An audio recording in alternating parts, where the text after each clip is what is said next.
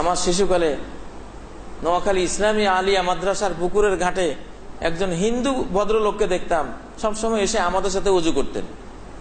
তা আমরা জিজ্ঞাসা করতাম, আপনি তো নামাজ পড়বেন না, উজু করেন কেন? কয়, ভাই উজুর মধ্যে যে কি একটা সুখ, কি যে একটা শান্তি আমি বুঝি না, কিন্তু অজু করলে এই যে সারা দিন পরিশ্রম করে আসলাম, অজুটা করলে মনে হয় যেন আমার আর কোনো ক্লান্তি নেই।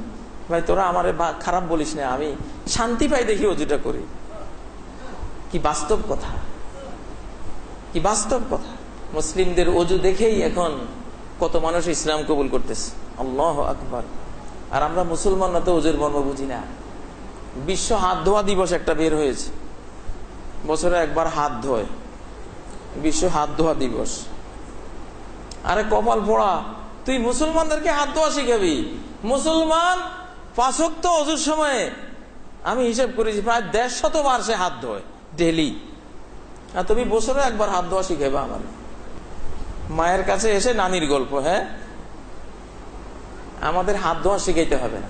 আমরা তো বিসমিল্লাতে ওযু করার আগে 3 বার কবজি পর্যন্ত এই হাত, আবার 3 বার এই হাত, আবার কুলি করার সময় তো এটা আবার 3 বার, মুখেও কুলি যায়, আবার এটাও তো ধোয়া হয় 3 বার, ঠিক না?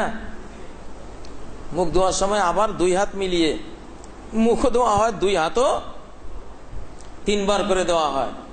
আবার এই হাত ধোয়ার সময় এই হাত দিয়ে 3 বার, আবার এই হাত ধোয়ার সময় এই হাত দিয়ে 3 বার, প্রত্যেকটা হাত আবার 3 বার দেওয়া হচ্ছে। মাথা মোছা করার সময় আবার একবার পানিতে মারছি, আরেকবার দেওয়া হচ্ছে।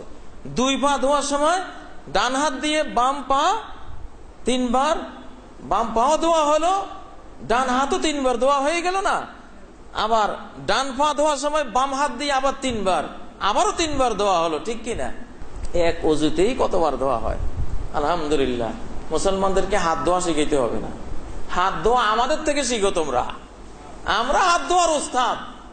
আমাদের ধর্মগ্রন্থে লেখা আছে, ও আইদিয়াকুম ইলাল মারাফিক, কোন পর্যন্ত হাত ধুতে হবে, ফরজ। হাত ধোয়া ফরজ মুসলমান সমাজে। আল্লাহু আকবার। প্রিয় ভাইয়েরা, তারপরে ওযু করে আমরা সালাত পড়ি, ওযুর পরে সালাতের মধ্যে আসি। ওযুর অনেক ফজিলত আছে, আরো অনেক সায়েন্টিফিক ব্যাখ্যা বিশ্লেষণ আছে, সময় নেই সবকিছু বলার। 5 ওয়াক্ত সালাত, ইন্নাস সালাতা কানাত আলাল মুমিনিনা কিতাবাম মাওকুতা, সূরা আন-নিসার 103 নম্বর আয়াতে আল্লাহ বলেছেন, সালাত সময়ের ওয়াক্তের সাথে সংশ্লিষ্ট একটি ফরজ ইবাদত। কিতাব বলেছেন, সালাত একটি কিতাব, সালাত একটি কিতাব।